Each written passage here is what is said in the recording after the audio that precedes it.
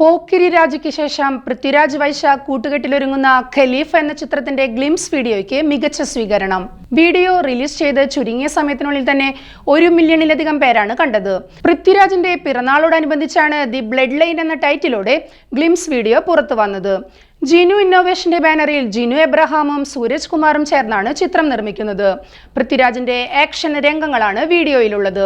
Chase രംഗങ്ങൾ, action, mass ഡയലോഗുകൾ എന്നിവയുൾപ്പെടുത്തി ഒരുക്കിയ ഗ്ലിംസ് ആരാധകരെ ആകർഷിച്ചിരിക്കുകയാണ്. ജേക്സ് ബിജോയ് ഒരുക്കിയ സംഗീതമാണ് ഗ്ലിംസ് വീഡിയോയുടെ ഹൈലൈറ്റ്.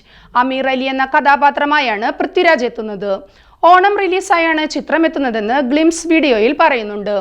പ്രതികാരം സുവർണ ലിപികളാൽ എഴുതപ്പെടും എന്നാണ് സിനിമയുടെ tag line. Adam John, London bridge, masters, കടുവ എന്നീ സിനിമകൾക്ക് ശേഷം ജിനു എബ്രഹാം പൃഥ്വിരാജ് ടീം ഒന്നിക്കുന്ന ചിത്രം കൂടിയാണിത്.